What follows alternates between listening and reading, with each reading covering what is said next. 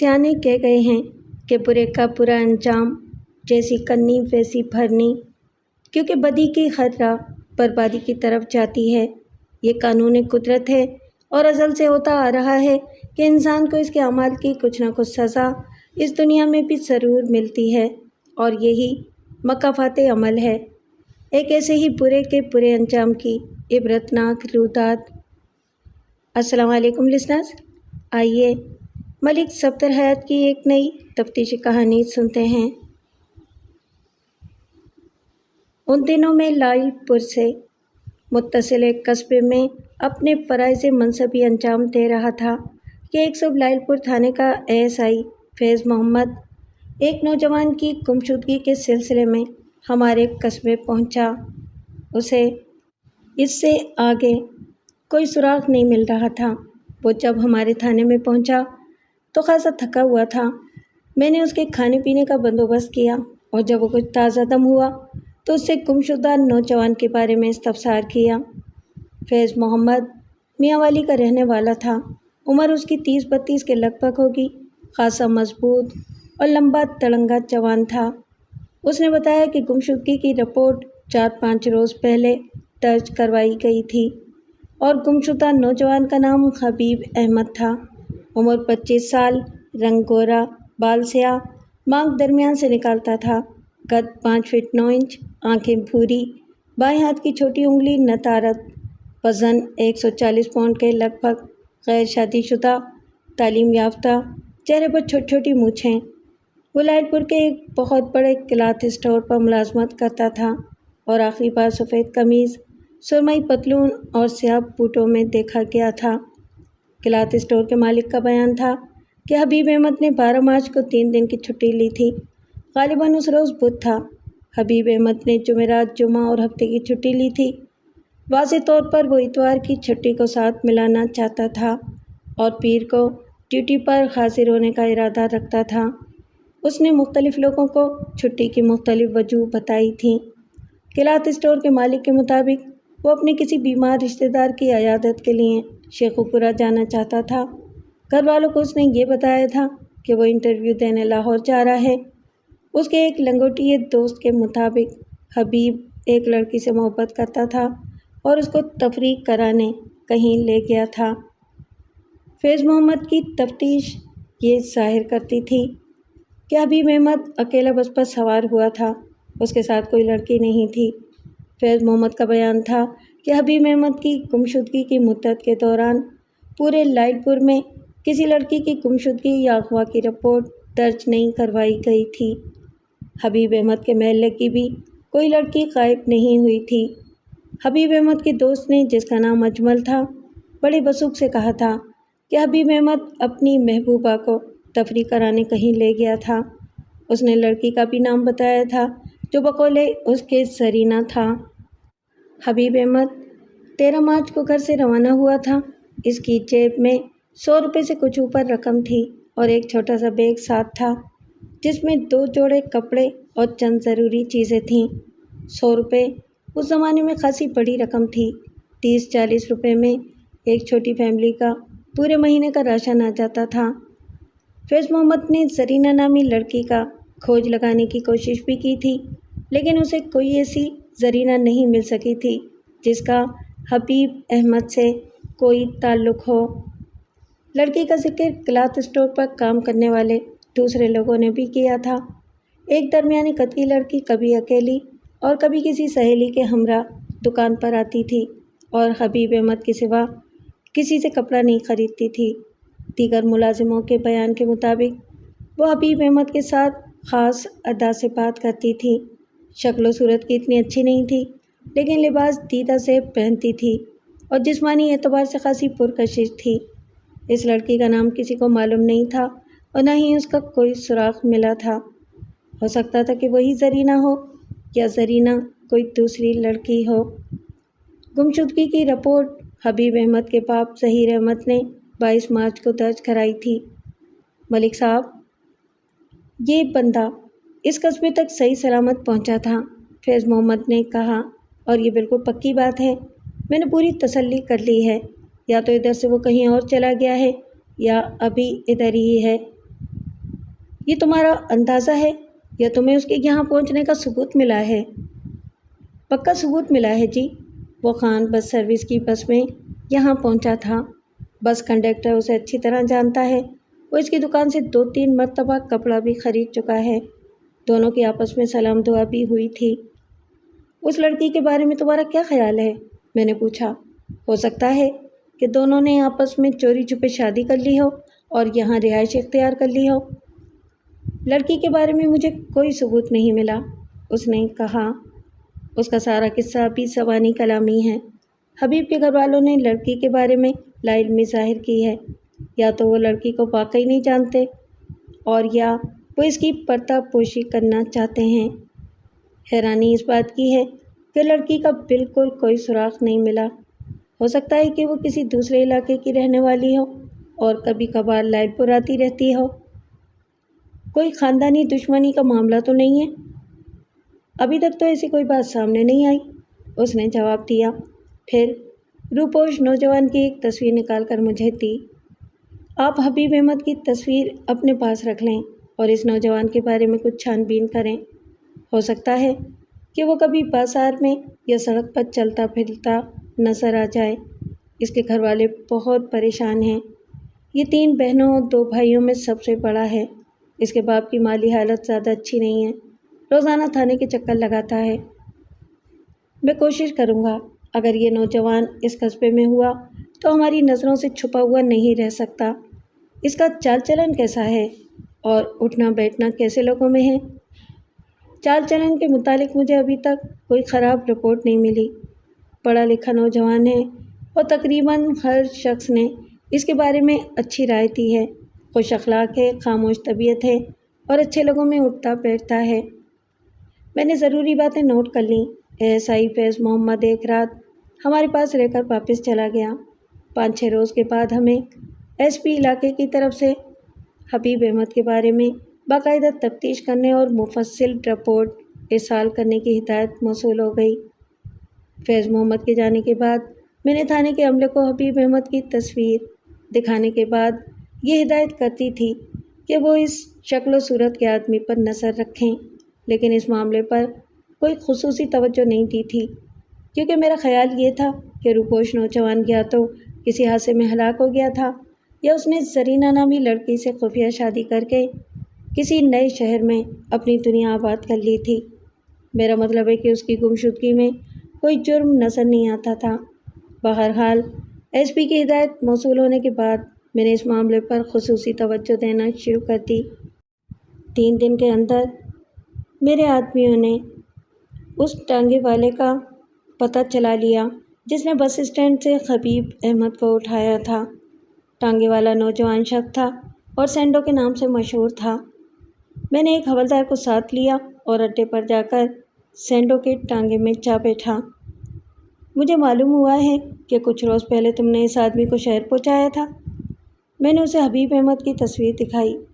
ہمیں اس مکان پر لے چلو جہاں یہ شخص اترا تھا۔ تصویر تو جناب میں پہلے بھی دیکھ چکا ہوں، سینڈو نے کہا۔ سواری بھی مجھے یاد ہے، لیکن یہ یاد نہیں رہا کہ سواری کس جگہ پر اتری تھی۔ ٹانگے میں 3 سواریاں اور بھی تھیں۔ جو سواری جہاں کہتی تھی وہاں ٹانگا روک کر اسے اتار دیتا تھا۔ میں نے پوچھا، کیا چاروں سواریاں راستے میں اتر گئی تھیں؟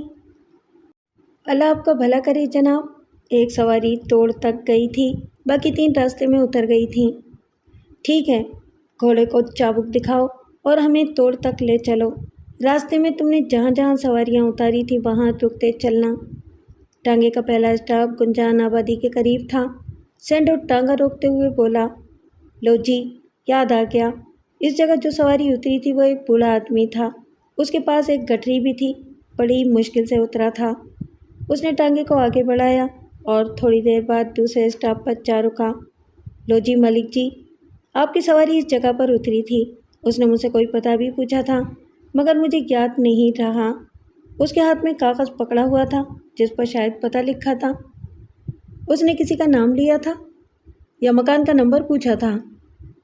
شاید نمبر ہی پوچھا تھا۔ ٹانگے سے اتر کر وہ کس طرف گیا تھا؟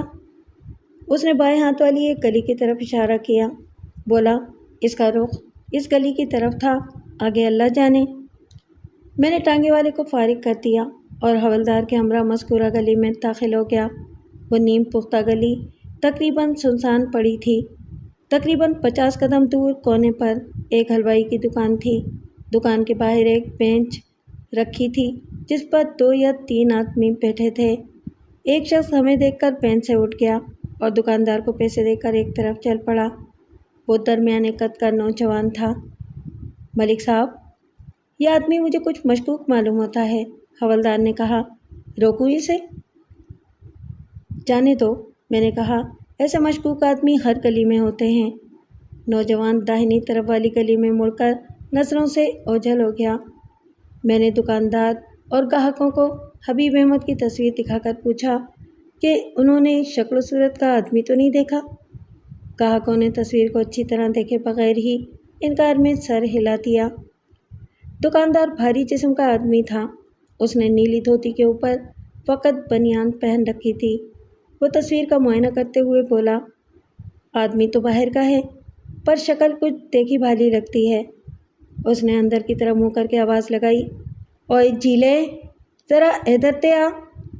ایک 18-19 سالہ نوجوان جو دکان کے تاریک گوشے میں مٹھائی کا تھال سجا رہا تھا، دھوتی کے پلو سے ہاتھ پہنچتا ہوا باہر آ گیا اور ہماری طرف دیکھنے لگا۔ پتر، یہ تصویر تو دیکھ ذرا، دکاندار نے لڑکے سے کہا۔ میں نے اس بندے کو کہیں دیکھا ہے۔ ابا جی، بھول گئے ہو؟ لڑکے نے کہا۔ اس بندے نے 2 سیر مٹھائی خریدی تھی تے چودھری فرمان دا پتہ بھی پوچھیا سی۔ اچھا، یاد آ گیا، دکاندار نے کہا۔ پچھلے مہینے یہ آدمی ہماری دکان پر آیا تھا۔ اس نے 2 سیر برفی اور میسو خریدا تھا۔ اس کے بعد چودھری فرمان علی کی کوٹھی کا پتہ پوچھ کر چلا گیا تھا۔ میں نے اس سے چودھری فرمان علی کی کوٹھی کا پتہ پوچھا اور آگے بڑھ گیا۔ فرمان منزل آبادی کے تقریباً کنارے پر تھی۔ آگے ہرے بھرے کھیت نظر آ رہے تھے۔ آبادی سے ملک جو کھیت تھا اس میں سبزیاں اگی ہوئی تھیں۔ فرمان منزل خاصی بڑی کوٹھی تھی۔ ایک حصے میں باغ نظر آ رہا تھا۔ میری دستک کے جواب میں ایک سفید ریش بوڑھا باہر آیا۔ وہ ملازم معلوم ہوتا تھا۔ اس نے ہمیں بتایا کہ چودھری فرمان علی کہیں کام سے گئے ہوئے ہیں اور شام سے پہلے واپس نہیں آئیں گے۔ چودھری صاحب کا کوئی بیٹا گھر میں ہو تو اسے بلا لاؤ، میں نے کہا۔ بوڑھے کے ہونٹوں پر عاجزانہ مسکراہٹ نمودار ہو گئی۔ بولا، چودھری صاحب کی تو کوئی اولاد ہی نہیں ہے جی۔ اچھا، کیا چودھری صاحب نے شادی نہیں کی یا اولاد ہی نہیں ہوئی؟ شادی بھی کی تھی اور اولاد بھی ہوئی تھی، بوڑھے نے جواب دیا۔ 2 بیٹے اور 1 بیٹی تھی۔ دشمنوں نے انہیں قتل کر دیا تھا۔ یہ 10 سال پرانی بات ہے۔ وہ ایک شادی سے واپس آ رہے تھے۔ رات کا وقت تھا۔ راستے میں ایک سنسان جگہ پر 10-12 مسلح آدمیوں نے انہیں کھیل لیا اور سب کو ختم کر دیا۔ چودھری صاحب پہلے واپس آ گئے تھے، اس لیے بچ گئے۔ گھر میں کوئی اور بڑا ہو تو اس کو بلا لاؤ۔ جناب، گھر میں مرد کوئی نہیں ہے۔ چودھری صاحب کی بوڑھی ماں ہے، اس کی نظر کمزور ہے۔ ایک چھوٹی بہن ہے، اگر آپ حکم کریں تو اسے بلا لاؤں۔ اس کے بچے اسکول گئے ہوئے ہیں۔ ایسا کرو، اس سے یہ پوچھ کر آؤ کہ 20-22 دن پہلے ان کے گھر لائل پور سے کوئی مہمان آیا تھا۔ بوڑھا اندر چلا گیا۔ تھوڑی دیر بعد ایک 40-42 سالہ عورت دروازے پر آئی۔ اس نے رنگین چادر اوڑھ رکھی تھی اور بھاری جسم کی روبدار عورت تھی۔ بعد میں معلوم ہوا کہ وہ چودھری فرمان علی کی چھوٹی بہن تھی۔ ہمارے گھر میں لائل پور سے کوئی مہمان نہیں آیا۔ اس کا لہجہ سخت تھا۔ آپ کس کے بارے میں پوچھنا چاہتے ہیں؟ اس کا نام حبیب احمد ہے، میں نے کہا۔ ادھر جو حلوائی ہے اس نے بتایا کہ اس شخص نے آپ کی کوٹھی کا پتہ پوچھا تھا اور یہ مارچ کی 13 تاریخ کی بات ہے۔ اس نے فرمان منزل کا پتہ پوچھا ہوگا، عورت ہاتھ ہلاتے ہوئے بولی۔ یہ علاقہ فرمان منزل کے نام سے مشہور ہے۔ اس علاقے میں جو بھی نیا آدمی آتا ہے وہ فرمان منزل کا پتہ پوچھتا ہوا آتا ہے۔ بات ختم کرتے ہی اس نے ہمارے منہ پر دروازہ بند کر دیا۔ اس کا مطلب یہ تھا کہ حبیب احمد اسی علاقے کے کسی گھر میں آیا تھا۔ اچانک میرے ذہن میں ایک خیال آیا۔ میں نے سوچا، ہو سکتا ہے کہ وہ پراسرار لڑکی جس کا نام زرینہ بتایا جاتا ہے اسی علاقے کی رہنے والی ہو۔ اور حبیب احمد اسی سے ملنے یہاں آیا ہو۔ اسی لمحے ایک بکری کا بچہ کلانچے بھرتا ہوا ایک دروازے سے نکلا۔ وہ خاصی ترنگ میں معلوم ہوتا تھا اور خوب اچھل کود مچا رہا تھا۔ اس کے پیچھے ہی ایک بوڑھی عورت گلی میں نمودار ہوئی اور ڈانٹ ڈپٹ کرتے ہوئے بکری کے بچے کو قابو کرنے کی کوشش کرنے لگی۔ حوالدار نے دوڑ کر بچے کو گود میں اٹھا لیا اور عورت کی طرف بڑھا۔ جیتے رہو پتر، عورت نے حوالدار کو دعا دی۔ اللہ حیاتی دیوے، اب اس کو اندر بھی پہنچا دو، میرے ہاتھوں سے تو یہ پھر چھوٹ جائے گا، میرے تو گٹے گوڈے بالکل ہی رہ گئے ہیں۔ حوالدار بچے کو لے کر سین میں گھس گیا۔ میں نے بوڑھی عورت سے پوچھا، اماں جی، اس گلی میں کوئی زرینہ نام کی لڑکی بھی رہتی ہے؟ میرا تو اب دماغ کام نہیں کرتا، سب کچھ بھول بھلا گیا ہے۔ ویسے سب خیر تو ہے نا؟ ہاں سب خیر ہی ہے، میں نے کہا۔ ہم نے سنا تھا کہ زرینہ نام کی ایک لڑکی اسی گلی میں رہتی ہے، اس کا گھر تلاش کر رہے ہیں۔ اس کے گھر میں لائل پور سے ایک مہمان آیا ہوا ہے، ہم اس سے ملنا چاہتے ہیں۔ میری بیٹی کو شاید پتہ ہو، عورت نے کہا۔ میں اس سے پوچھتی ہوں، اندر آ جاؤ۔ سین خاصا بڑا تھا۔ ایک طرف نیم کے پیڑ کے نیچے ایک بھینس اور 5-6 بکریاں بندھی ہوئی تھیں۔ میں دروازے کے قریب ہی رک گیا۔ عورت اپنی بیٹی کو بلا لائی۔ وہ پڑھی لکھی معلوم ہوتی تھی۔ یہ میری بیٹی حمیدہ ہے، عورت نے کہا۔ اس کو پتہ ہوگا زرینہ کا۔ آپ کو کون سی زرینہ کا پتہ چاہیے؟ حمیدہ نے پوچھا۔ اس محلے میں تو 2-3 زرینہ رہتی ہیں۔ یہ تو ہمیں بھی معلوم نہیں ہے، میں نے کہا۔ جس زرینہ کی ہمیں تلاش ہے اس کی عمر 20 سال کے قریب ہوگی، وہ کبھی کبھی لائل پور جاتی رہتی ہے۔ ایک زرینہ تو چھوٹی ہے، حمیدہ سوچتے ہوئے بولی، اس کی عمر تو 12-13 سال ہوگی۔ دوسری اور تیسری زرینائیں کی عمریں 22 اور 24 سال کے قریب ہوں گی، ان میں سے کوئی ہو سکتی ہے۔ ہم نے دونوں کے پتے پوچھے اور وہاں سے رخصت ہو گئے۔ پہلی زرینہ اسی گلی میں 3 یا 4 مکان چھوڑ کر رہتی تھی۔ اس کے باپ کا نام حمیدہ نے اسماعیل بتایا تھا۔ ہم نے پہلے اسی کا دروازہ کھٹکھٹایا۔ دروازہ کھولنے والا ایک بھاری بھرکم شخص تھا۔ اس نے بڑی بڑی مونچھیں رکھی ہوئی تھیں اور اس کی گردن پر چربی کی 2-3 تہیں چڑھی ہوئی تھیں۔ ہاں جناب، حکم کرو۔ اس کی آواز بھاری اور پھنسی پھنسی سی تھی۔ میرا نام ملک صفدر حیات ہے اور میں تعارف تے مٹی پاؤ جناب، کم دی گل کرو، کی حکم ہے؟ بادشاہو، بڑے اوکھے بول رہے ہو، حوالدار نے کہا۔ تھانے دار صاحب نو اپنی گل تے مکا لین دیو۔ او کاکا حوالدار، تو ایک پاسے ہی کھلوتا رہے۔ ہاں جناب، حکم کرو تھانے دار۔ آپ کا نام کیا ہے؟ میں نے پوچھا۔ اساں بھی تہاڈی برادری تے بندے ہاں، ملک عمر دراز خان کھوکر۔ کھوکر صاحب، کوئی 24-25 روز پہلے آپ کے گھر میں لائل پور سے کوئی مہمان آیا تھا؟ نہ جی، ہمارے گھر کوئی مہمان نہیں آیا، نہ لائل پور سے اور نہ شیخو پورہ سے۔ اور گل کرو، آپ کے گھر میں زرینہ نام کی کوئی لڑکی رہتی ہے؟ میں نے پوچھا۔ اس کے چہرے پر برہمی نمودار ہو گئی۔ بولا، زرینہ میری بیٹی ہے، آپ کو اس سے کیا کام ہے؟ جس آدمی کو ہم تلاش کر رہے ہیں اس کی ایک رشتہ دار کا نام بھی زرینہ ہے اور اس آدمی کا نام حبیب احمد ہے۔ معافی دیو جناب، اسی کسی حبیب احمد کو نہیں جان دے۔ چنگی طرح پوچھ پرتیت کر کے آیا کرو۔ اس نے دھڑام سے دروازہ بند کر دیا۔ بڑا بددماغ آدمی ہے، حوالدار نے کہا۔ اخلاق کی تو اسے ہوا بھی نہیں لگی، اپنی جثے سے مجبور معلوم ہوتا ہے۔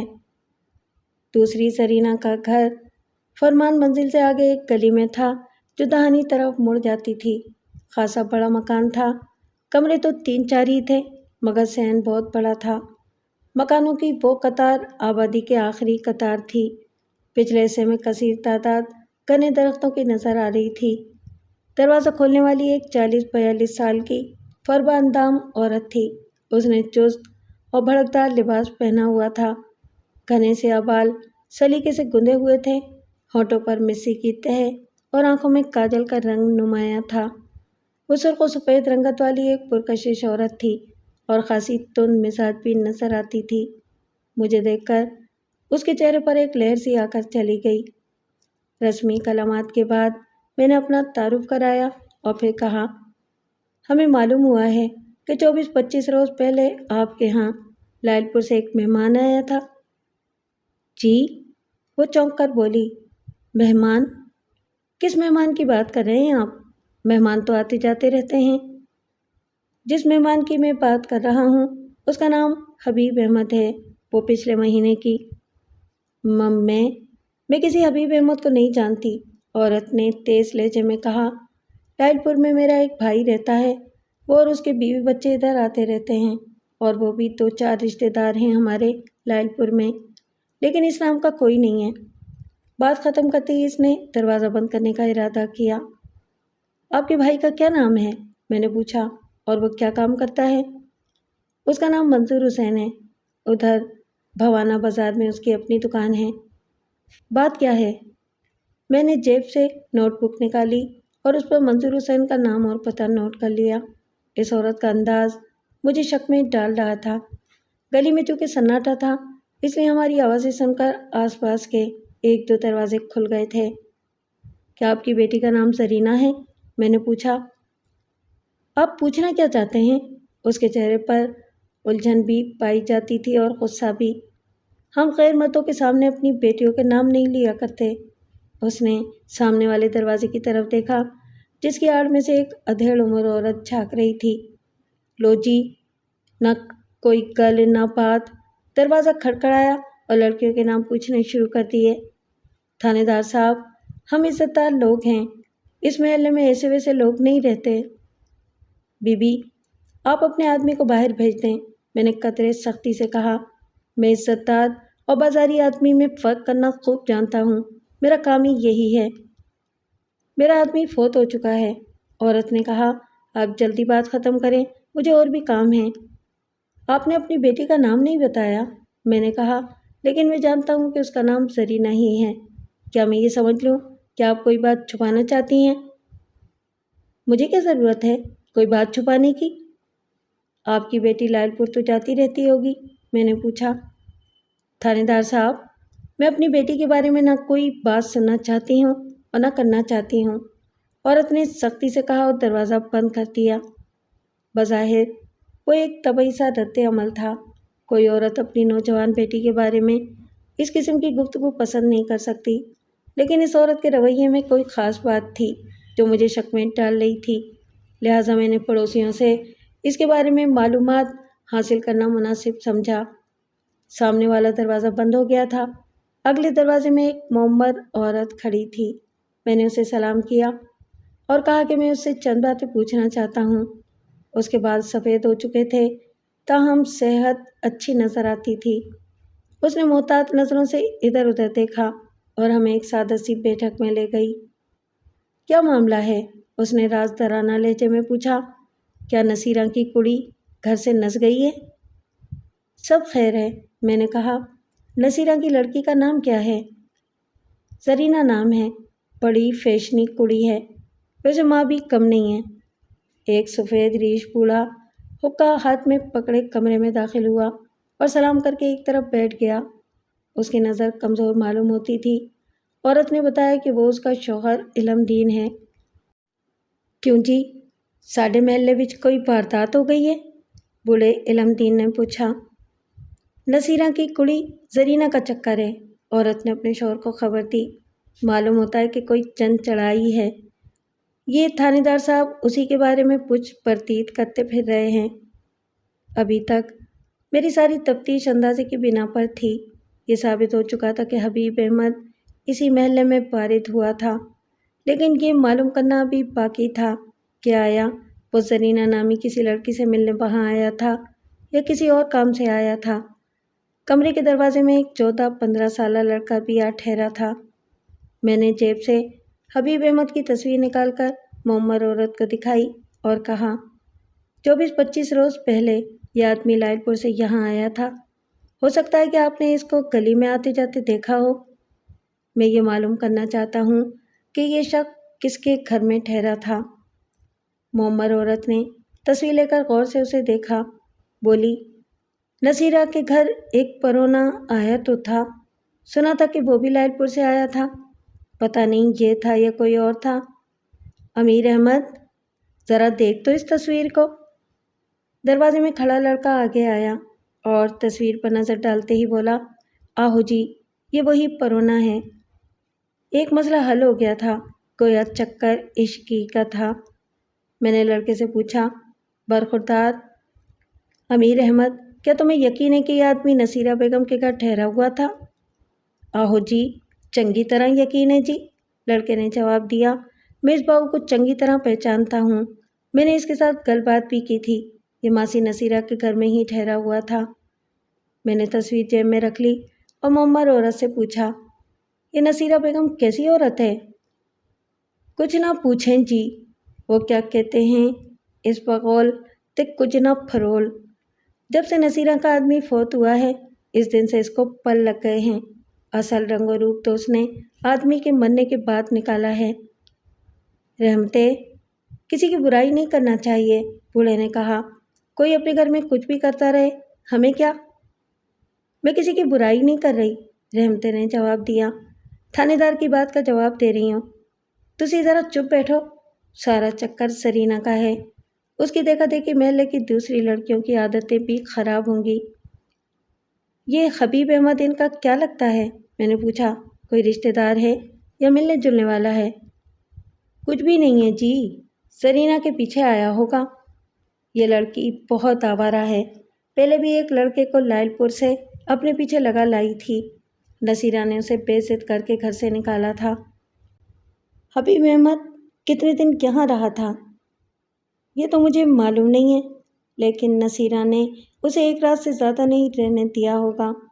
कदरे तवक्कुफ के बाद उसने कहा, जब माँ के लक्षण ठीक नहीं होंगे तो बेटी कैसे ठीक होगी? चौधरी फरमान अली का उनके घर बहुत आना जाना है। मैं तो कहता हूँ कि दोनों का आपस में शादी कर लेना चाहिए, बूढ़े इलमदीन ने कहा। जोड़ बुरा नहीं है। कौन सा जोड़? कौन से जोड़ की बात कर रहे हो? रहमते ने कहा। नसीरा ने खुर्शीद बेगम को बताया था कि चौधरी फरमान अली उसकी बेटी सरीना से शादी करना चाहता है। मुझे ख्याल आया कि अगर चौधरी फरमान अली सरीना से शादी करना चाहता है तो उसे हबीब अहमद का आना यकीनन नागवार गुजरा होगा। मैं इलमदीन के घर से रुखसत हो गया और चंद और पड़ोसियों से हबीब अहमद के बारे में पूछा। कुछ ने लाइल्मी जाहिर की और कुछ ने कहा कि उन्होंने एक अजनबी को नसीरा बेगम के घर आते देखा था। अब देखना ये था कि हबीब अहमद गया कहाँ था। पड़ोसियों ने ये भी कहा था कि सरीना कई रोज़ से घर में नज़र नहीं आ रही थी और नसीरा बेगम का कहना था कि वो लायलपुर गई हुई थी। अगले रोज़ मैंने एक एएसआई को साथ लिया और बस के ज़रिए लायलपुर पहुंच गया। सिर्फ 1 घंटे का सफ़र था। पहले हम उस थाने में गए जिसमें हबीब अहमद की गुमशुदगी की रिपोर्ट दर्ज कराई गई थी।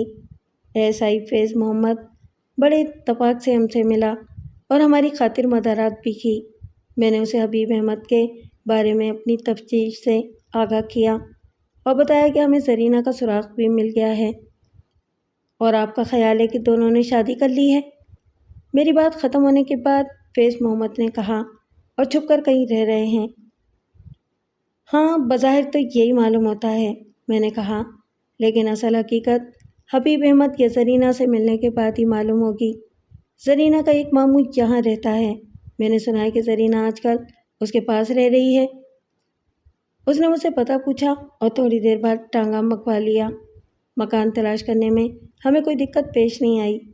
दरवाज़ा एक अधेड़ उम्र औरत ने खोला। वो ज़रीना की मुमानी थी। मेरे इस्तफसार पर उसने बताया कि ज़रीना ने हाल ही में एक स्कूल में मुलाजमत कर ली है और इस वक्त वो स्कूल गई हुई है। वो 2 बजे के बाद वापस आती है। बात क्या है जी? औरत ने पूछा। आप ज़रीना से क्यों मिलना चाहते हैं? फ़िक्र की कोई बात नहीं है, मैंने कहा। मैं 2 बजे के बाद आ जाऊंगा। मैं सादा लिबास में था, लेकिन एएसआई फैज़ मोहम्मद भर्ती में था, इसलिए औरत का परेशान होना लाजमी था। 2 बजे के बाद मैं अकेला ही वहाँ आया। ज़रीना की मुमानी ने अपने शौहर मंजूर हुसैन को भी घर में बुला रखा था। वो 50-55 साल का खालिस कारोबारी आदमी था। उसने मुझे बैठक में बिठाया اور رسمی بات چیت کے بعد پوچھا کہ میں کیوں زرینہ سے ملنا چاہتا ہوں۔ میں نے اپنا تعارف کرانے کے بعد کہا، آپ اپنی بھانجی کو بلائیں، ساری باتیں آپ کے سامنے ہوں گی۔ ہمیں ایک شخص کے بارے میں معلومات درکار ہیں اور زرینہ اس کو جانتی ہے۔ منظور حسین نے پریشان نظروں سے اپنی بیوی کی طرف دیکھا اور بولا، جاؤ بلاؤ اسے۔ تھوڑی دیر بعد زرینہ اپنی ممانی کے ہمراہ جھجکتی ہوئی کمرے میں داخل ہوئی۔ وہ درمیانے قد اور سانولے رنگ کی ایک پرکشش لڑکی تھی۔ اس نے مہین سا دوپٹہ اوڑھ رکھا تھا اور اپنے جسم کو چھپانے کی ناکام کوشش کر رہی تھی۔ اس کی آنکھیں بتا رہی تھیں کہ وہ زندگی کے نشیب و فراز کو خوب سمجھتی ہے۔ اس کے ماموں نے میرا تعارف کرایا اور کہا، میں اس سے کچھ پوچھنا چاہتا ہوں۔ وہ خاموشی سے اپنی ممانی کے پاس بیٹھ گئی۔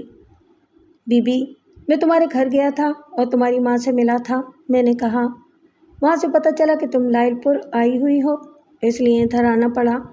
تمہیں یاد ہوگا کہ پچھلے مہینے کی 13 تاریخ کو تمہارے ہاں ایک مہمان آیا تھا۔ وہ لائل پور کا رہنے والا ہے اور ایک کلاتھ اسٹور پر کام کرتا ہے۔ اس نے بے چینی سے پہلو بدلا۔ وہ سمجھ گئی تھی کہ میں کس مہمان کا ذکر کر رہا ہوں۔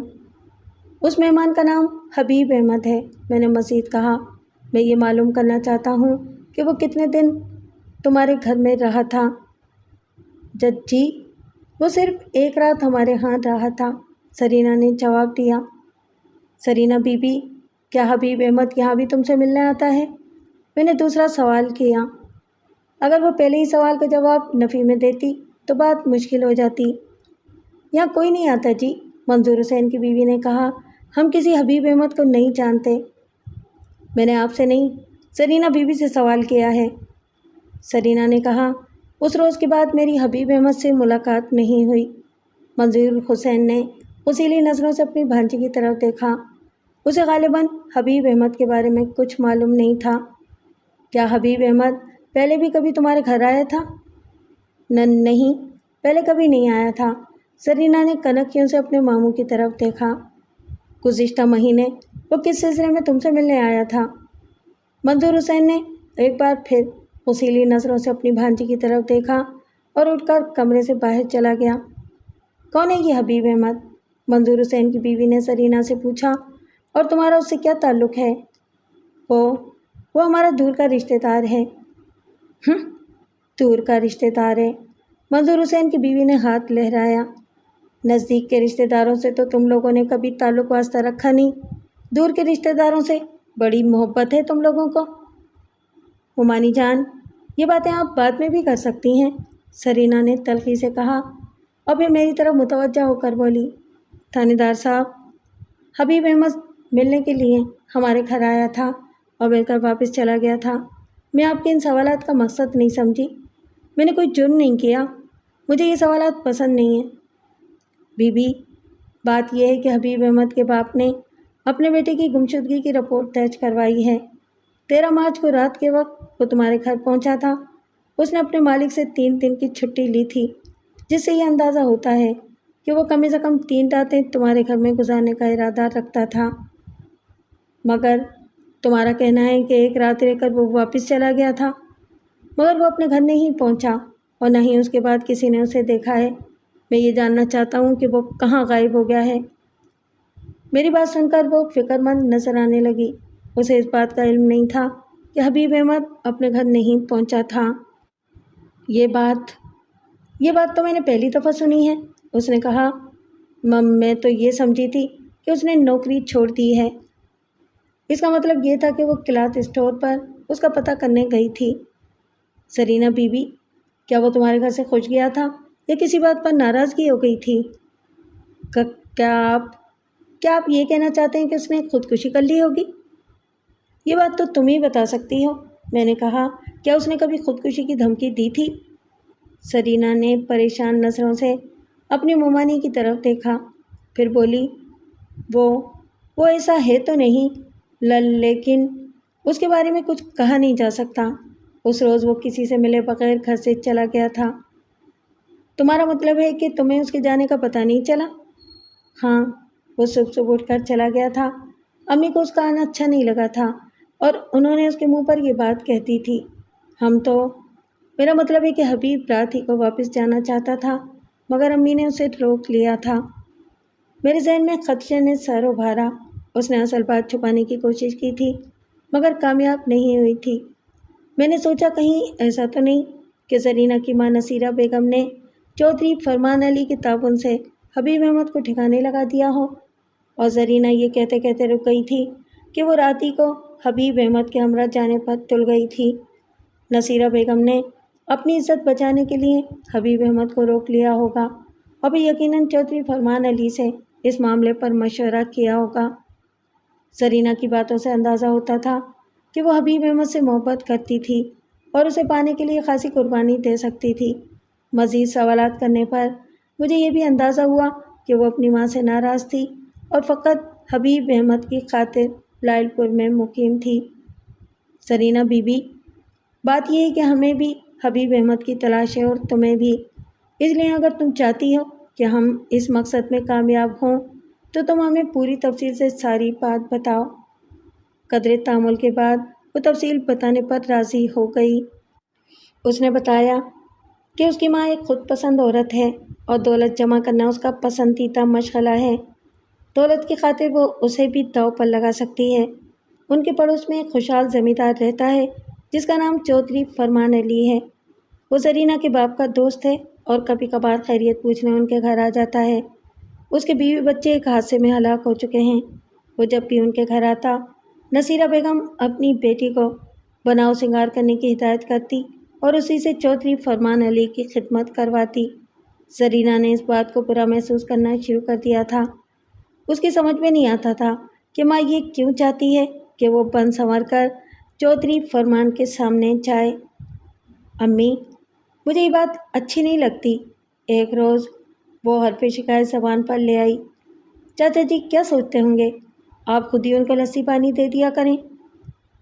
تم تو بالکل ہی نکمی لڑکی ہو، نصیرہ بیگم نے کہا۔ بات کو سمجھنے کی کوشش کرو۔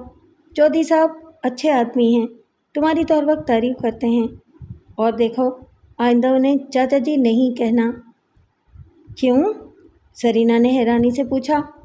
وہ ابا کے دوست ہیں، انہیں چاچا جی نہ کہوں تو اور کیا کہوں؟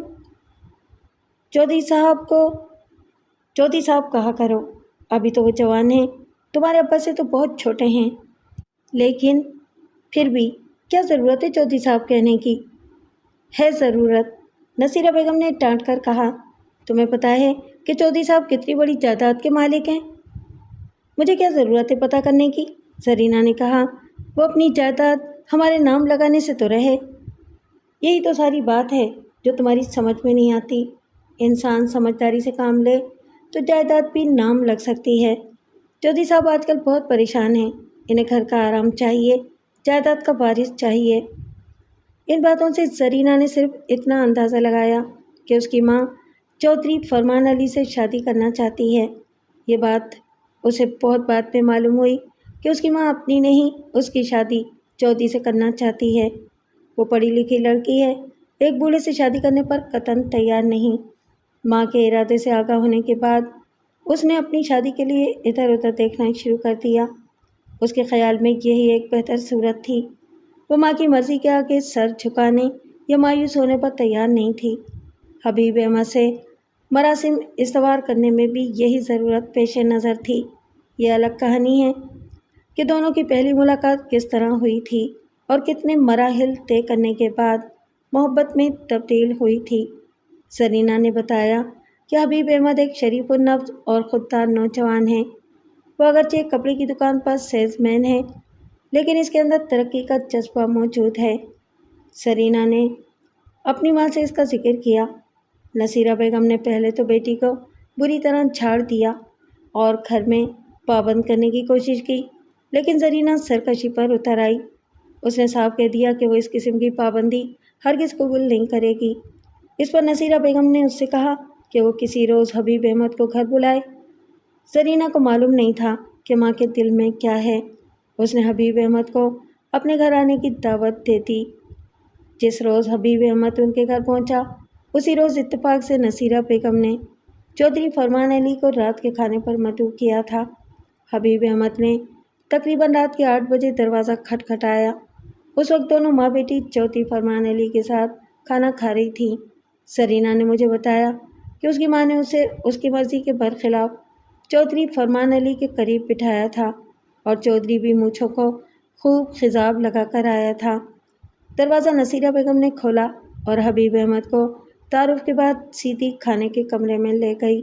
شاید وہ اس حرکت سے زرینہ اور حبیب احمد کے درمیان غلط فہمی پیدا کرنا چاہتی تھی یا حبیب احمد کو اس کی کمائیگی کا احساس دلانا چاہتی تھی۔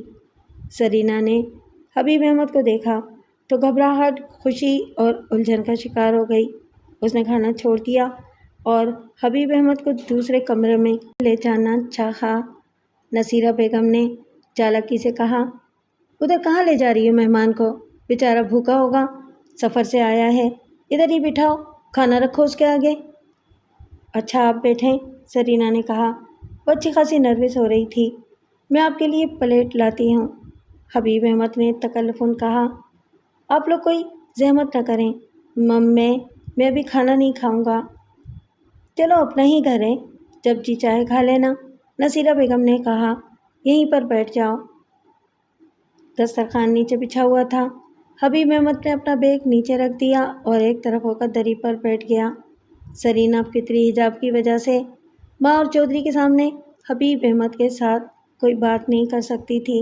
نصیرہ بیگم نے دانستہ حبیب احمد کو نظر انداز کر دیا اور چودھری کے ساتھ ہنس ہنس کر باتیں کرتی رہی۔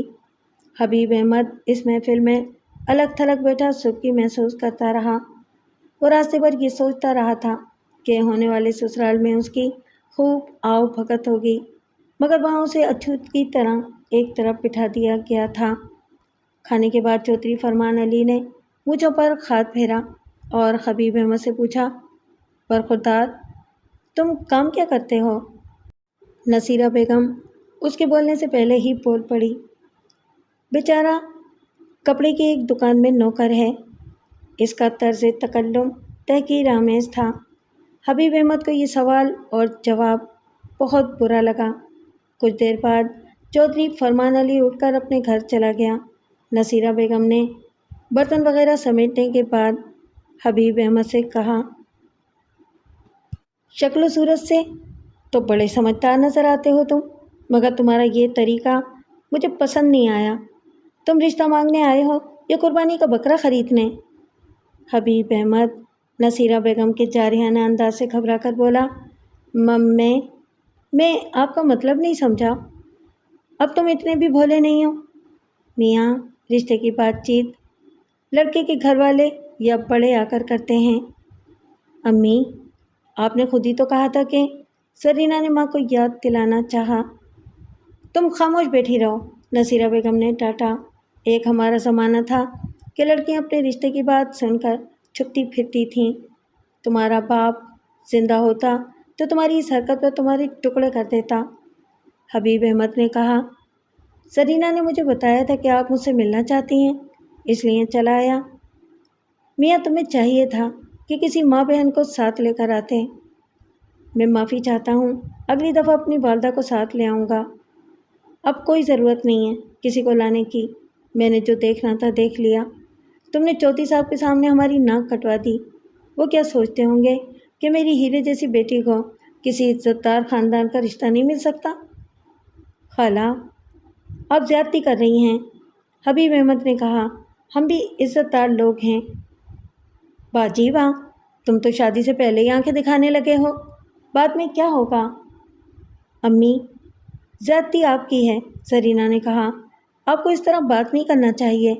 حبیب میرے کہنے پر آئے ہیں اور آپ ہی نے تو مجھے کہا تھا کہ آپ انہیں دیکھنا چاہتی ہیں، اس میں ان کی کیا غلطی ہے؟ اس بات پر ماں بیٹی میں خوب جھگڑا ہوا۔ حبیب احمد خاموش تماشائی بنا بیٹھا رہا۔ اس سے کسی نے کھانے کو بھی نہیں پوچھا تھا۔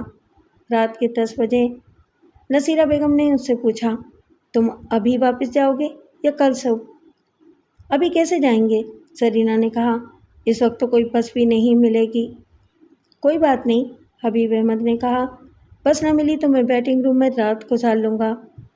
آپ ایسے نہیں جائیں گے، زرینہ نے کہا۔ بیٹھیں، میں آپ کے لیے کھانا لاتی ہوں۔ ہائے ہائے، تو خواہ مخواہ اس کے پیروں کی زنجیر بن رہی ہے، بیچارے کو صبح نوکری پر جانا ہوگا۔ بسیں ساری رات چلتی ہیں، کوئی نہ کوئی بس مل ہی جائے گی۔ آپ نہیں جائیں گے؟ زرینہ نے حبیب احمد کو اپنے بیگ کی طرف ہاتھ بڑھاتے دیکھ کر کہا۔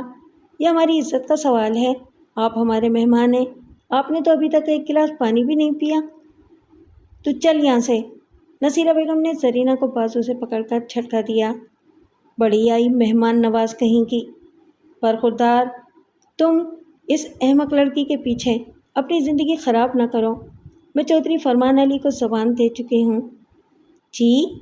حبیب احمد نے کہا۔ میں آپ کا مطلب نہیں سمجھا، کیا زرینہ کی چودھری فرمان علی کے بیٹے سے منگنی ہو گئی ہے؟ امی، آپ کو میرا جواب اچھی طرح معلوم ہے، ہمارے خاندان میں لڑکیوں سے سوال جواب نہیں کیا جاتا، شادی کا فیصلہ ہمیشہ بڑے کرتے ہیں۔ میں انسان ہوں، بھیڑ بکری نہیں ہوں، زرینہ نے کہا، تعلیم یافتہ بھی ہوں۔ حبیب، آپ ذرا رکیں، میں بھی آپ کے ساتھ چلتی ہوں۔ تیری یہ جرت! نصیرہ بیگم نے اس کے منہ پر تھپڑ مارتے ہوئے کہا، اگر تو نے گھر سے نکلنے کا نام لیا تو میں تیری ٹانگیں توڑ دوں گی، مجھے کمزور نہ سمجھنا۔ میں بھی کمزور نہیں ہوں، زرینہ اپنا گال سہلاتے ہوئے بولی، آپ مجھے قید نہیں کر سکتی، میں 2 دن 4 دن یا 10 دن کے بعد اس گھر سے چلی جاؤں گی، آپ کب تک مجھ پر پہرے بٹھائیں گی؟ بات بڑھتی دیکھ کر نصیرہ بیگم نرم پڑ گئی، وہ نہ صرف حبیب کے لیے کھانا نکال لائی بلکہ اسے روک بھی لیا۔ زرینہ نے مجھے بتایا کہ اسے ماں کی اس تبدیلی پر زیادہ تعجب نہیں ہوا، کیونکہ اسے یقین تھا کہ وہ اپنی ضد سے ماں کو جھکنے پر مجبور کر دے گی۔ اگلی صبح حبیب احمد اپنے بستر پر موجود نہیں تھا، شاید وہ رات کے جھگڑے کی وجہ سے صبح اٹھ کر چلا گیا تھا۔ زرینہ کو یقین نہیں آیا، اسے حبیب سے ایسی توقع نہیں تھی، لیکن وہ حقیقت کو جھٹلا بھی نہیں سکتی تھی۔ اس نے ڈرتے ڈرتے ماں سے پوچھا، کیا حبیب اسے بتا کر گیا تھا؟ نہیں، نصیرہ بیگم نے نفی میں سر ہلایا، وہ میرے اٹھنے سے پہلے ہی جا چکا تھا، باہر کا دروازہ چوپٹ کھلا پڑا تھا، ایسا بے مروت شخص میں نے کبھی نہیں دیکھا، کم سے کم ہمارے اٹھنے کا انتظار ہی کر لیتا، اور تو اور جاتے وقت اپنی مٹھائی بھی ساتھ لے گیا۔ مجھے تو یقین نہیں آ رہا، وہ مجھے بتائے بغیر کیسے چلے گئے؟ تم ابھی نادان ہو، ان باتوں کو سمجھنا اتنا آسان نہیں ہے۔ چودھری صاحب نے جاتے وقت کہا تھا کہ لڑکا قابل اعتبار نظر نہیں آتا، اسے ہوشیار رہنا۔ مجھے تو ڈر ہے کہ وہ گھر کی کوئی چیز اٹھا نہ لے گیا ہو۔ زرینہ نے مجھے بتایا کہ اسے حبیب احمد کے خاموشی سے چلے جانے کا بہت صدمہ ہوا، وہ سارا دن روتی رہی اور 3 روز تک اپنی ماں سے بات نہیں کی۔ پھر وہ حبیب احمد سے ملنے کی امید میں لائل پور آ گئی اور ایک پرائمری اسکول میں ملازمت کر لی۔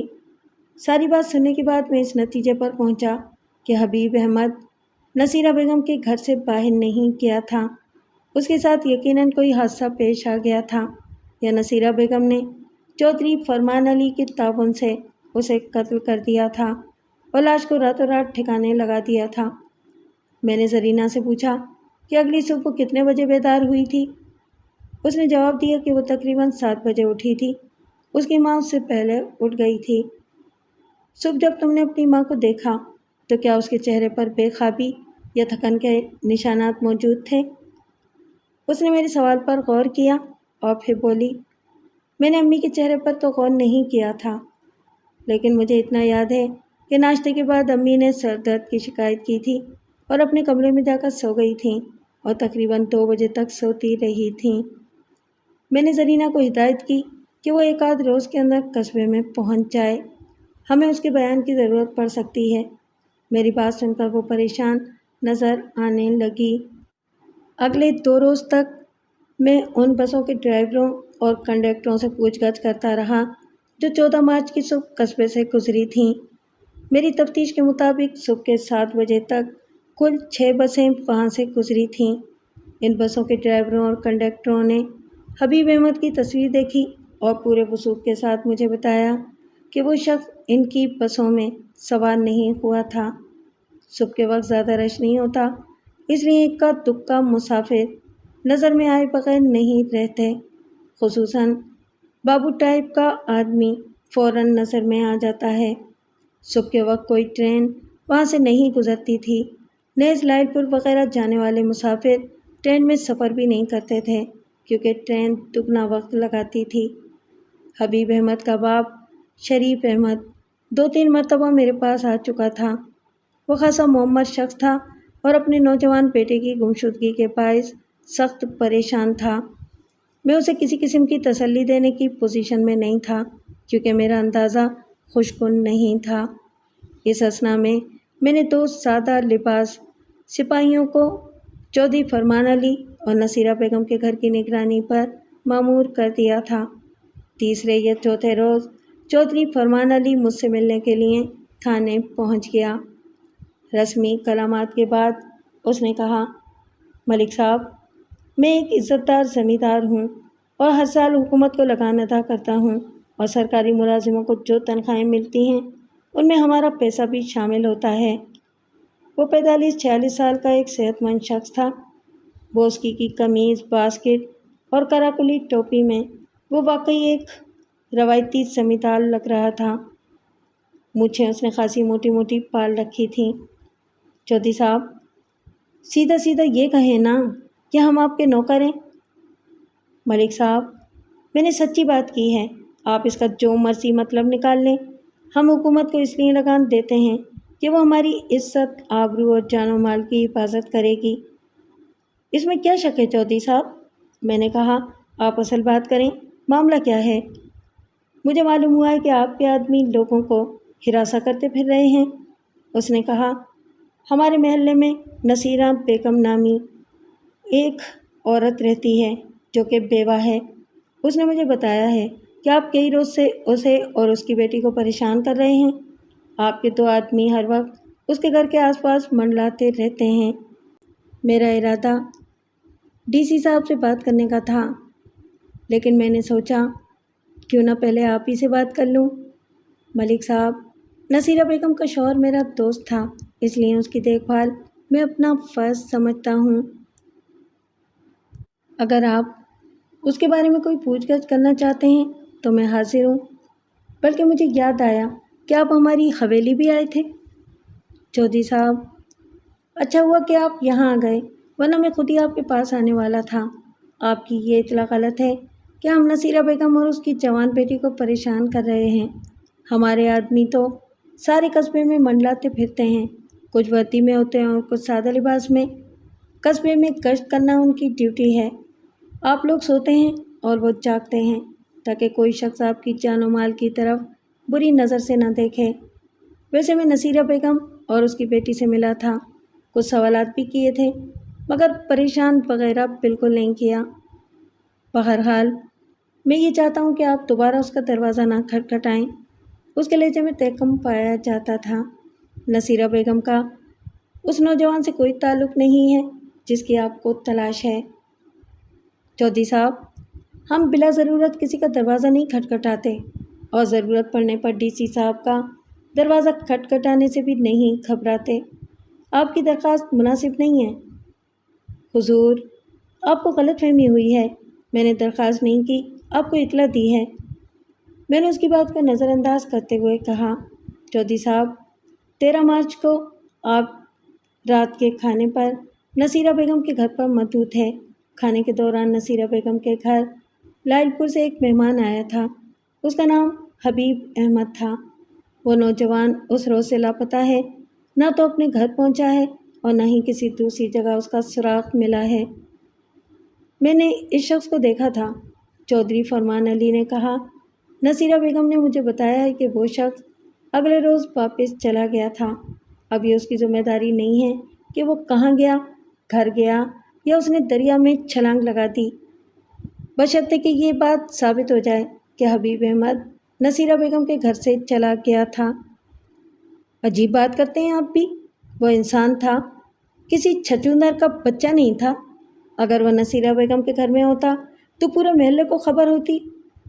میں نے چودھری کو گھورتے ہوئے کہا، اگر وہ زندہ ہوتا تو یقیناً پورے محلے کو خبر ہوتی۔ اس کے چہرے پر ایک لہر سی آ کر چلی گئی۔ بولا، کیا آپ یہ کہنا چاہتے ہیں کہ نصیرہ بیگم نے اسے قتل کر دیا ہے؟ اسے کسی کا تعاون بھی حاصل رہا ہوگا۔ آپ کچھ زیادہ ہی ذہین بننے کی کوشش کر رہے ہیں۔ میں آپ کو مشورہ دوں گا کہ آپ بولنے میں احتیاط سے کام لیں۔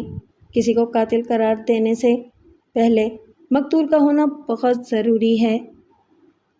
چودھری صاحب، یہی چیز ہمارے راستے میں رکاوٹ بنی ہوئی ہے، لیکن آپ خاطر جمع رکھیں، مقتول کی لاش بھی برآمد ہو جائے گی۔ اس بات کی میں پوری تسلی کر چکا ہوں کہ حبیب احمد اپنے پیروں پر چل کر نصیرہ بیگم کے گھر سے باہر نہیں گیا۔ سرینا نے مجھے بتایا ہے کہ 14 مارچ کی صبح جب وہ بیدار ہوئی تو حبیب احمد اپنے بستر پر موجود نہیں تھا۔ بقول نصیرہ بیگم، وہ الگ صبح کسی کو بتائے بغیر گھر سے نکل گیا تھا، یہاں تک کہ وہ مٹھائی بھی واپس لے گیا تھا جو ان کے لیے لایا تھا۔ 14 مارچ کی صبح یہاں سے جتنی بسیں گزری تھیں، میں ان کے ڈرائیوروں کنڈکٹروں سے مل چکا ہوں۔ کسی نے حبیب احمد کو اپنی بس میں سوار ہوتے نہیں دیکھا۔ میرے آدمی صبح سویرے اٹھنے والے لوگوں سے بھی پوچھ گچھ کر چکے ہیں، کسی نے حبیب احمد کو گلی میں چلتے ہوئے نہیں دیکھا۔ اس کا مطلب یہ تو نہیں ہے کہ نصیرہ بیگم نے حبیب احمد کو قتل کر دیا ہے؟ چودھری صاحب، آپ کو یہ بات ضرور معلوم ہوگی کہ حبیب احمد کا سرینا سے کیا تعلق تھا اور وہ کس سلسلے میں ان کے گھر آیا تھا۔ میں نے سنا تھا کہ وہ احمد کا بچہ سرینا سے شادی کرنا چاہتا تھا۔ یہ 2 طرفہ معاملہ تھا۔ سرینا بھی اس سے شادی کرنا چاہتی تھی کیونکہ اس کی ماں اسے ایک بوڑھے کے پلے باندھنا چاہتی تھی، دولت کی خاطر۔ میرے خیال میں احمد کا بچہ اس بوڑھے کو کہنا چاہیے جو دولت کے زور پر۔ چودھری کا چہرہ سرخ ہو گیا، بولا، یہ لغو بات آپ کو کس نے بتائی ہے؟ یہ تھانہ ہے چودھری صاحب، ہم اپنے ذرائع معلومات اتنی آسانی سے نہیں بتایا کرتے۔ آپ کو یہ بات ضرور معلوم ہوگی کہ حبیب احمد سرینا کے بلانے پر ان کے ہاں آیا تھا، مگر نصیرہ بیگم کو یہ بات پسند نہیں آئی تھی۔ اس نے حبیب احمد کو ذلیل کر کے گھر سے نکالنے کی کوشش کی تھی، لیکن سرینا ماں کے مقابلے پر کھڑی ہو گئی۔ اس نے صاف کہہ دیا کہ اگر حبیب احمد کو گھر سے نکالا گیا تو وہ بھی اس کے ساتھ گھر سے نکل جائے گی۔ جوان بیٹی گھر سے بھاگنے کی دھمکی دے تو اونچے شملے بھی نیچے ہو جایا کرتے ہیں۔ میرا خیال ہے کہ نصیرہ بیگم بیٹی کی دھمکی سن کر نرم پڑ گئی تھی، لیکن وہ ہمت والی عورت ہے۔ اس نے حبیب احمد کو روک لیا اور صبح ہونے سے پہلے اسے ٹھکانے لگا دیا۔ چودھری قدرے نرم پڑ گیا، بولا، ملک صاحب، مجھے آپ کی تھیوری سے اتفاق نہیں ہے۔ آپ یہ کیوں نہیں سوچتے کہ حبیب احمد نے محبت میں ناکام ہونے کے بعد خودکشی کر لی ہوگی؟ میں یہ بھی سوچ چکا ہوں، خودکشی کرنے والوں کی لاشوں کو لوگ غائب نہیں کیا کرتے۔ چودھری فرمان علی جب تھانے سے نکلا تو وہ کچھ پریشان نظر آتا تھا۔ وہ اپنے پرائیویٹ ٹانگے میں آیا تھا، خاصا سجا ہوا ٹانگا تھا۔ اس کے ساتھ 2 آدمی اور بھی تھے جو باہر ہی ٹھہرے رہے تھے۔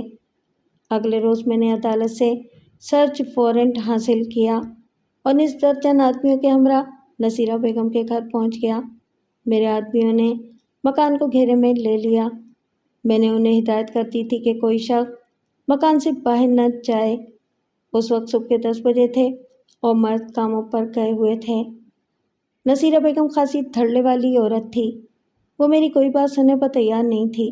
میں نے اسے سرچ وارنٹ دکھایا اور کہا کہ ہم عدالت کی اجازت سے اس کے مکان کی تلاشی لینا چاہتے ہیں۔ اس نے ایک ڈنڈا اٹھا لیا اور کہا کہ جو شخص آگے بڑھا وہ اس کی ٹانگیں توڑ دے گی۔ دروازے کا ایک پٹ بند تھا اور دوسرے حصے کے سامنے وہ خود کھڑی تھی۔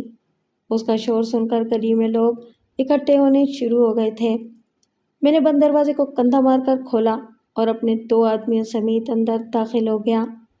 نصیرہ بیگم نے 2-3 بار ڈنڈا چلایا، ایک آدھ چوٹ مجھے بھی لگی، لیکن پھر حوالدار نے اس کے ہاتھ سے ڈنڈا چھین لیا اور کہا، اماں جی، ان ڈنڈوں سے ہماری ٹانگیں نہیں ٹوٹ سکتی، آپ اپنی چوڑیوں کی فکر کریں، ہم قانون کے بندے ہیں اور قانون کے ساتھ ڈنڈوں سے نہیں لڑا جا سکتا۔ نصیرہ بیگم نے بے بسی کے عالم میں ہمیں بد دعائیں دینا شروع کر دیں۔ جب ہم اندر داخل ہوئے تو میں نے ایک شخص کو کمرے سے نکل کر پچھلی طرف جاتے دیکھا۔ وہ خاصا اجلت میں معلوم ہوتا تھا۔ میں نے اسے آواز دی تو اس نے ٹھہرنے کے بجائے رفتار تیز کر دی اور نظروں سے اوجھل ہو گیا۔ میں نے اپنا ریوالور نکال لیا اور تیزی سے اس کے پیچھے توڑا۔ ساتھ ہی میں نے سیٹی بھی بجائی تاکہ باہر والے سپاہی ہوشیار ہو جائیں۔ جب میں عمارت کا کونا مڑا تو مذکورہ شخص درمیانی دیوار پر چڑھنے کی کوشش کر رہا تھا۔ باہر سے سیٹی کا جواب آ گیا تھا، اس لیے وہ پڑوسیوں کے صحن میں کودنے کا ارادہ رکھتا تھا۔ اس کی جوتیاں نیچے گر گئی تھیں اور دھوتی کی وجہ سے وہ اوپر چڑھنے میں دقت محسوس کر رہا تھا۔ میں نے اس کی دھوتی کے پچھلے حصے میں ہاتھ ڈال کر اسے جھٹکا دیا تو وہ بھینسے کی طرح ٹکراتا ہوا زمین پر آن گرا۔ آدمی وہ خاصا جاندار تھا، نیچے گرنے کے باوجود اس نے ہمت نہیں ہاری۔ وہ تیزی سے اٹھا، پوری قوت سے مجھے دھکا دیا اور دھوتی سنبھالتا ہوا مرکزی دروازے کی طرف بھاگا۔ مجھے یاد ہے کہ اس نے بڑک بھی ماری تھی۔ بعد میں معلوم ہوا کہ وہ جوانی میں کبڈی کھیلتا رہا تھا۔ دروازے کے سامنے حوالدار نے اسے پکڑنے کی کوشش کی۔ اس نے نہایت مہارت سے حوالدار کو جھانسا دیا اور اسے اٹھا کر زمین پر پٹخ دیا۔ دروازے کے باہر جو سپاہی کھڑا تھا وہ یہ صورتحال دیکھ کر اندر آ گیا اور جلدی سے دروازہ بند کر دیا۔ ہٹ جا اوئے میرے رستے سے، مذکورہ شخص نے ایک اور بڑک ماری۔ سپاہی اگرچہ کمزور تھا مگر وہ اس سے لپٹ گیا۔ اتنے میں بھی اس کے سر پر پہنچ گیا اور تھوڑی سی کشمکش کے بعد اس کے ہاتھوں میں ہتھ کڑی ڈال دی۔ اس دوران میں حوالدار نے اپنی ہزیمت کا بدلہ بھی لے لیا تھا۔ کیا نام ہے تمہارا؟ میں نے پوچھا۔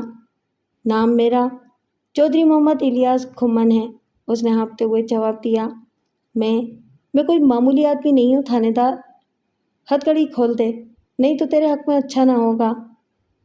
بلے اور بلے چودھری کھمن، حوالدار نے کہا، نام تیرا بالکل صحیح ہے، گھمن گھیریاں تو خوب لگاتا ہے تو۔ چودھری، یہ ہتھ کڑیاں اب اتنی آسانی سے نہیں کھلیں گی، میں نے کہا۔ تم کار سرکار میں مزاحمت کے مرتکب ہوئے ہو، ہم پر حملہ آور ہوئے ہو اور ہمیں دھمکی دی ہے، اس لیے ہم تمہیں گرفتار کر رہے ہیں۔ ہمیں پتہ ہے کہ تم بہت بڑے چودھری ہو لیکن قانون سے بڑے نہیں ہو۔ وہ ہمیں دھمکیاں دیتا رہا لیکن میں نے کوئی پرواہ نہ کی۔ مکان کے اندر زرینہ کے علاوہ ایک ادھیڑ عمر ملازمہ بھی تھی۔ میں نے عورتوں کو برآمدے میں بٹھا دیا، چودھری الیاس کھمن کو حوالدار کے سپرد کیا اور خود ایک آدمی کے ہمراہ مکان کی تلاشی لینا شروع کر دی۔ مکان کا صحن خاصا بڑا تھا اور اس کے ایک حصے میں سبزیاں اگی ہوئی تھیں۔ میں نے سوچا کہ کسی لاش کو دفن کرنے کے لیے وہ جگہ بڑی مناسب تھی۔ زمین نرم تھی جسے کھودنا زیادہ مشکل نہیں تھا۔ نصیرہ بیگم جیسی مضبوط عورت یہ کام تنہا بھی کر سکتی تھی۔ جیسا کہ زرینہ نے مجھے بتایا تھا کہ 14 مارچ کے روز ناشتے کے بعد اس کی ماں سو گئی تھی اور دوپہر کے بعد اٹھی تھی۔ اس کا مطلب یہ تھا کہ وہ رات کو جاگتی رہی تھی۔ مکان کے اندر سے مجھے کوئی خاص چیز نہیں ملی جو واردات پر روشنی ڈالتی۔ میں نے ایک ASI کو جو باہر ڈیوٹی پر مامور تھا اندر بلایا، خانہ تلاشی کا کام اس کے سپرد کیا اور خود گھر والوں سے پوچھ گچھ شروع کر دی۔ میں نے بیٹھک میں ڈیرا جما لیا اور پہلے زرینہ کو اندر بلایا۔ وہ ہماری کارروائی کی وجہ سے خاصی پریشان تھی۔ زرینہ بی بی، یہ کارروائی ہمیں مجبوراً کرنا پڑی ہے، میں نے نرمی سے کہا۔ ہماری تفتیش یہ ظاہر کرتی ہے کہ حبیب احمد اس گھر سے باہر نہیں گیا۔ تم ذرا سوچ کر بتاؤ، 14 مارچ والے روز تم نے اپنے باغیچے میں کوئی غیر معمولی بات تو نہیں دیکھی؟ کوئی تازہ کھدی ہوئی جگہ تمہاری نظروں میں تو نہیں آئی؟ کیا آپ یہ کہنا چاہتے ہیں کہ حبیب کو کسی نے قتل کر کے باغیچے میں دفن کر دیا ہے؟ فی الحال تو میرا یہی اندازہ ہے اور میں اسی لائن پر تفتیش کر رہا ہوں۔ میں آپ کے سوال کا صحیح جواب نہیں دے سکتی۔ باغیچے میں کھدائی وغیرہ تو اکثر ہوتی رہتی ہے۔ تم ایسا کرو کہ باغیچے میں جا کر اس بات پر غور کرو، ممکن ہے کہ بے خیالی میں دیکھی ہوئی کوئی بات تمہیں یاد آ جائے۔ لیکن جانے سے پہلے ایک سوال کا جواب دیتی جاؤ۔ تم بتا چکی ہو کہ حبیب احمد 13 تاریخ کو تمہارے ہاں آیا تھا۔ اس روز چودھری فرمان علی تمہارے ہاں کھانے پر مدعو تھا۔ یہ بتاؤ کہ فرمان علی کے جانے کے بعد کوئی اور شخص تمہارے گھر آیا تھا؟ وہ سوچتے ہوئے بولی، میرا خیال ہے کہ امی نے ماسی فاتح کو کسی کو بلانے کے لیے بھیجا تھا۔ اس کی واپسی تک میں سو چکی تھی، یا شاید مجھے اس کی واپسی کا پتہ نہیں چلا تھا۔ میں نے اسے بھیج دیا اور ماسی فاتح کو اندر بلا لیا۔ وہ ادھیڑ عمر کی ایک ہوشیار عورت نظر آتی تھی۔ اس نے خطر کے ڈھیلے ڈھالے کپڑے پہن رکھے تھے۔ میرے استفسار پر اس نے بتایا کہ وہ نصیرہ بیگم کے پاس ہی رہتی ہے۔ اس کے 3 بچے ہیں، 2 لڑکیاں اور 1 لڑکا۔ لڑکیاں شادی شدہ ہیں اور لڑکا باپ کے ساتھ لاہور میں رہتا ہے۔ دونوں وہاں کوئی چھوٹا موٹا کام کرتے ہیں۔ ماسی فاتح، پچھلے مہینے یہاں لائل پور سے ایک مہمان آیا تھا۔ میں نے کہا، اس روز چودھری فرمان علی کی ادھر دعوت بھی تھی۔ تمہیں وہ مہمان یاد ہے نا؟ اس کا نام حبیب تھا۔ آہو جی، اچھی طرح یاد ہے۔ اگلے دن وہ سویرے سویرے اٹھ کر چلا گیا تھا، اس نے جواب دیا۔ رات کو جب چودھری چلا گیا تھا تو نصیرہ بی بی کا اپنی بیٹی سے جھگڑا ہوا تھا۔ آہو جی، ہوا تو تھا، پر تھوڑی دیر بعد مکا ہو گیا تھا۔ مکا کے بعد نصیرہ بی بی نے تمہیں کسی کو بلانے کے لیے بھیجا تھا، یاد ہے نا تمہیں؟ اس نے جواب دینے میں تھوڑا تحمل کیا، پھر بولی، بھیجا تو تھا، پر میں بھلا گئی ہوں۔ دیکھ ماسی فاتح، اگر تجھے یہ بات یاد نہیں آئے گی تو ہم تجھے تھانے لے چلیں گے۔ وہاں لوگوں کو بڑی پرانی باتیں یاد آ جاتی ہیں، اس لیے بہتر یہی ہے کہ یہیں پر یہ بات یاد کر لو۔ تھانے دار جی، میں غریب عورت ہوں، میں نے نصیرہ بی بی کا نمک کھایا ہے۔ اس نے مجھے یہ بات بتانے سے منع کیا تھا۔ اگر میں نے سچ بولا تو وہ مجھے نوکری سے جواب دے دے گی۔ سچ تو تمہیں بولنا ہی پڑے گا، خود بتا دو گی تو اچھی رہو گی۔ میں تمہاری مالکن سے اس بات کا ذکر نہیں کروں گا۔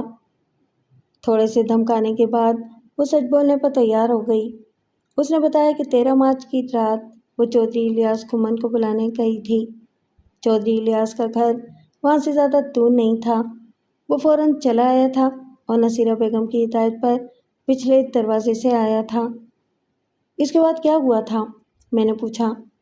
دونوں خاموشی سے بیٹھک میں چلے گئے تھے اور میں سونے کے لیے چھت پر چلی گئی تھی۔ میرا کمرہ چھت پر ہے، سیڑھیاں پچھلی طرف ہیں۔ رات کو تم نے کوئی شور وغیرہ تو نہیں سنا؟ میں نے پوچھا۔ یا کسی کو کیاریوں میں کھدائی وغیرہ کرتے تو نہیں دیکھا؟ چھت سے تو پورا صحن نظر آتا ہوگا۔ اس نے جواب دینے میں پھر تامل کیا۔ میں نے سختی سے کہا، ماسی فاتح، اگر میں نے تمہیں حوالات میں بند کر دیا تو یاد رکھو تمہاری ضمانت دینے بھی کوئی نہیں آئے گا۔ میرا خیال ہے جی کہ میں نے باغیچے میں کسی کو مٹی کھودتے دیکھا تھا، اس نے جواب دیا۔ اس وقت میں سو چکی تھی، مگر کچھ سی چلنے کی آواز سن کر میری آنکھ کھل گئی۔ میں نے اٹھ کر نیچے دیکھا تو کوئی باغیچے میں مٹی کھود رہا تھا۔ اندھیرے کی وجہ سے میں اس کی شکل نہیں دیکھ سکی۔ میں نے نیچے جا کر پتہ کرنے کا ارادہ کیا، لیکن پھر میں نے نصیرہ بی بی کو اس طرف جاتے دیکھا۔ وہ مٹی کھودنے والے کے ساتھ آہستہ آہستہ باتیں کرنے لگی، اس لیے میں نیچے نہیں گئی۔ میں نے اس سے وہ جگہ پوچھی جہاں اس نے کسی نامعلوم شخص کو کھدائی کرتے دیکھا تھا اور اسے الگ کمرے میں بٹھا دیا۔ پھر میں چودھری گھمن کو میں نے اپنے پاس بلا لیا۔ وہ انوس دھمکیاں دے رہا تھا۔ میں نے پوچھا، چودھری گھمن، اس عورت سے یعنی نصیرہ بیگم سے تمہارا کیا رشتہ ہے؟ اس نے تلخ لہجے میں جواب دیا، وہی جو تمہارے باپ کا تمہاری ماں سے تھا۔ مجھے غصہ تو بہت آیا، مگر میں ضبط کر گیا۔ میرا مطلب ہے کہ تم دونوں کے درمیان میاں بیوی کا رشتہ ہے۔ ملک صفدر حیات، تم نے بڑی غلط جگہ پر ہاتھ ڈالا ہے، اس نے کہا۔ ہمارے خاندان پر تو بڑے بڑے انگریز افسر بھی ہاتھ ڈالتے ہوئے ڈرتے تھے۔ اب بھی موقع ہے، یہ ہتھکڑیاں کھول دو، میں تمہاری غلطی معاف کر دوں گا۔ انگریز 7 سمندر پار سے آئے تھے چودھری گھمن، انہیں اس ملک کی مٹی کا تجربہ نہیں تھا۔ وہ آدمی کو نہیں، اس کی زمین کو ناپتے تھے، لیکن میں اس مٹی کا بندہ ہوں۔ میں جب میراثی کو دیکھتا ہوں تو اسے پہچان لیتا ہوں۔ یہ ہتھکڑی اب تمہارے ہاتھ میں ہے اور یہ کل ہی اترے گی۔ ایک بات میں تمہیں پہلے ہی بتا دوں کہ تھوڑی دیر کے اندر ڈپٹی کمشنر اور ایس پی صاحب यहाँ पहुँचने वाले हैं। लाश उनके सामने बरामद होगी। लाश का जिक्र सुनते ही उसके चेहरे का रंग यकलख्त उड़ गया। बोला, किस लाश की बात कर रहे हो? ज़रा सब्र करो, अभी पता चल जाएगा कि मैं किस लाश की बात कर रहा हूँ। और ये भी सुन लो, जिस औरत को तुमने अपनी बीवी बताया है वही तुम्हारे खिलाफ गवाही देगी। मलिक साहब, मैं इन बातों से दबने वाला आदमी नहीं हूँ। जो एएसआई तलाशी ले रहा था, इसने 3 चीज़ें मेरे सामने रख दी। एक खून आलूद चादर और एक खून आलूद तकिए का गिलाफ था। दोनों चीज़ें बोस्की के कपड़े की थीं और इन पर कशीदाकारी की हुई थी। तीसरी चीज़ मर्दाना बूटों का एक जोड़ा था। जनाब, ये बूटों का जोड़ा हबीब अहमद का मालूम होता है, एएसआई ने कहा। हमारी इत्तला के मुताबिक जब वो घर से निकला था तो उसने ऐसे ही बूट पहन रखे थे और इस चादर और गिलाफ पर ये खून के धब्बे हैं। मालूम होता है कि हबीब अहमद को सोते में कत्ल किया गया था। मैंने एएसआई से कहा, तुम ऐसा करो कि एक आदमी को फ़ौरन लाइलपुर भेजो। उससे कहो कि वो एएसआई फैज़ मोहम्मद को और हबीब अहमद के बाप को फ़ौरन बुला लाए। 2 आदमियों को इस वारदात की तफसीलात बताकर ज़िला हेडक्वार्टर रवाना कर दो। उनसे कहना कि वो एसपी इलाका और डिप्टी कमिश्नर से यहाँ आने की दरख्वास्त करें। मैं उनकी मौजूदगी में लाश बरामद करना चाहता हूँ। उनसे कहना कि वो अखबारी नुमाइंदों को भी इस अमर की इत्तला दे दें। और तीसरी बात यह है कि किसी फ़ोटोग्राफ़र का इंतज़ाम भी कर लो। इन चीज़ों को देखकर और मेरी बातों को सुनकर इलियास घुमन पर सख्ता सा तारी हो गया था। जब एएसआई जाने लगा तो वो होश में आते हुए बोला, मलिक साहब, एक मिनट, ये आप क्या कर रहे हैं? आप मेरी अर्ज़ तो सुन लें। मामला यहीं पर तय हो सकता है। इतने लोगों को जमा करने की क्या ज़रूरत है? एएसआई रुक गया। मैंने कहा, बोलो, मैं सुन रहा हूँ। हुजूर, आदमी तो मरते ही रहते हैं, इसने आजिज़ाना लहजे में कहा, और मरने वाले वापस नहीं आया करते। जो कुछ हो चुका है उस पर मट्टी डालें और हुक्म करें कि आपको कितनी रकम चाहिए। 5,000, 10,000, 15,000। जो नरमी गर्मी हो गई है उसे माफ़ कर दें और मुझे अपना खादिम समझें। बात सुन, और चौधरी खुम्मन फुम्मन, मैंने कभी लाशों का सौदा नहीं किया। मैंने कहा, हबीब अहमद एक गरीब बाप का बेटा था, उसके बुढ़ापे का सहारा था। वो एक बूढ़ी माँ की आंखों का तारा भी था। इसकी 3 बहनें और 2 भाई हैं। वो सब उसकी राह में आंखें बिछाए बैठे हैं। वो अभी तक हबीब अहमद को जिंदा समझते हैं। चौधरी घुमन, ज़रा सोचो, जब जवान बेटे की लाश घर पहुंचेगी तो बूढ़े माँ बाप का क्या हाल होगा? बहनों और भाइयों पर कैसी कयामत टूट पड़ेगी? और तुम कहते हो कि मट्टी डालो? नहीं चौधरी, ये इतनी मामूली बात नहीं है। मलिक साहब, मेरा इस मामले में कोई कसूर नहीं है। उसका लहजा एकदम बदल गया। यहाँ अगर कोई वारदात हुई है तो इसकी जिम्मेदार नसीरा बेगम है। ये उसी का मकान है। मैंने एएसआई को भेज दिया और नसीरा बेगम को भी कमरे में बुला लिया। नसीरा बेगम, ये चौधरी इलियास घुमन का कहना है कि तुम इसकी बीवी हो। मैंने कहा, क्या ये सच है? नसीरा बेगम की खून आलूद चादर और बूटों पर नज़र नहीं पड़ी थी। अभी मेरी बात भी पूरी नहीं हुई थी कि मैंने चौधरी फरमान अली को बरामदे में दाखिल होते हुए देखा, लेकिन इलियास घुमन और नसीरा बेगम की नज़र उस पर नहीं पड़ी थी।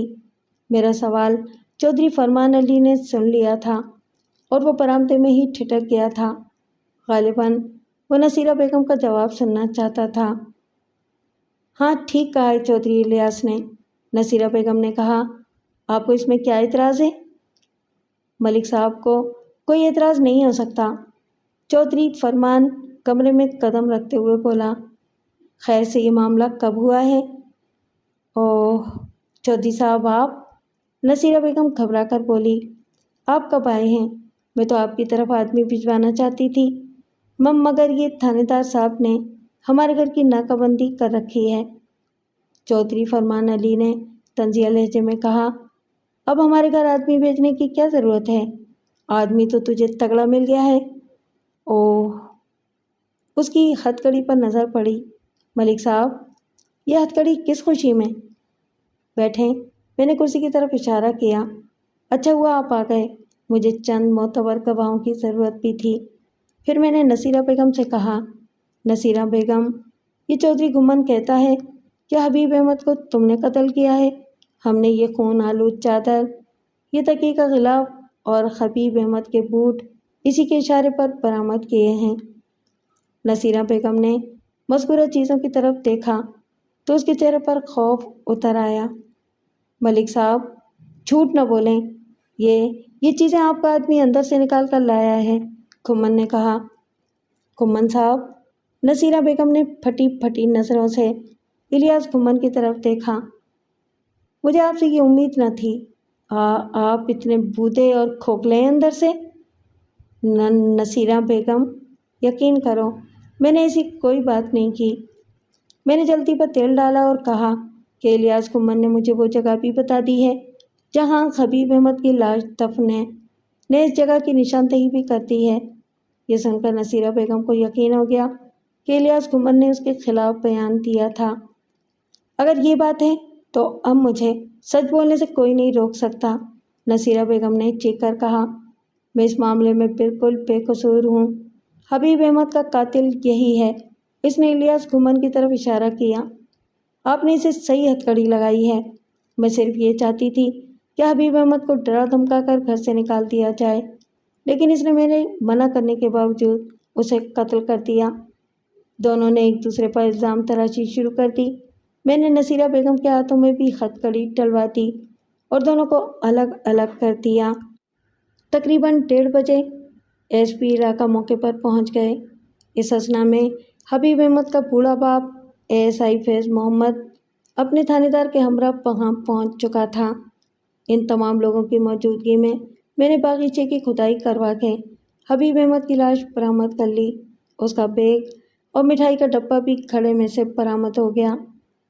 جوان بیٹے کی لاش کو دیکھ کر بوڑھے باپ کا جو حال ہوا وہ بیان سے باہر ہے۔ بعد میں تفتیش پر یہ پتہ چلا کہ حبیب احمد کو سوتے میں ہلاک کیا گیا تھا۔ قتل چودھری الیاس گھمن نے کیا تھا، مگر نصیرہ بیگم کی مرضی اس میں شامل تھی۔ چودھری فرمان علی کے بیان سے پتہ چلا کہ وہ نصیرہ بیگم سے شادی میں دلچسپی رکھتا تھا، لیکن نصیرہ بیگم چودھری الیاس گھمن سے خفیہ شادی کر چکی تھی، اس لیے وہ چاہتی تھی کہ چودھری فرمان علی اس کی بیٹی زرینہ سے شادی کر لے۔ وہ شاطر عورت دونوں چودھریوں کو بیوقوف بناتی رہی تھی اور ان سے خطی رقم اینٹ چکی تھی۔ چودھری فرمان علی زرینہ سے شادی پر راضی نہیں تھا، بقول اس کے اسے ایک ذمہ دار بیوی کی ضرورت تھی۔ عدالت نے چودھری الیاس گھمن کو سزائے موت اور نصیرہ بیگم کو 10 سال قید سخت کی سزا دی تھی۔